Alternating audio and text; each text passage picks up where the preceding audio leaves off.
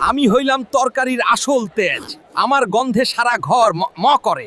আর তুই তুই তো স্রেফ একটা শৌখিন ফল।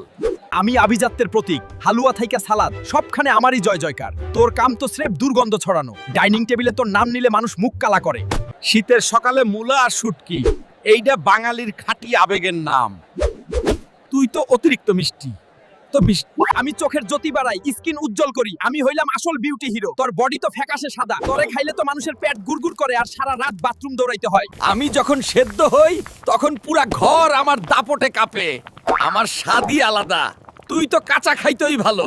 বিয়া বাড়ির সালাদে আমি না থাকলে বিয়াই অপূর্ণ থাইকা যায়। তোর তো নিজের কোনো মান সম্মান নাই। তোরে তো লোকে লুকায়া রাখে, মেহমান আসলে সামনে আনে না। আমি মাটির আসল সন্তান। আমার ভেতর যে ঝাঁজ তা তুই সারা জীবন পাবি না। তুই তো সারা জীবন সাজুগুজু নিয়ে ব্যস্ত। কাজের সময় তোরে স্রেফ কালার করার জন্য ঘষা দেয়। যাই কস ভাই, এই শীতের দিনে আমরা দুইজন ছাড়া বাঙালির প্লেট খালিই লাগে। একদম ঠিক।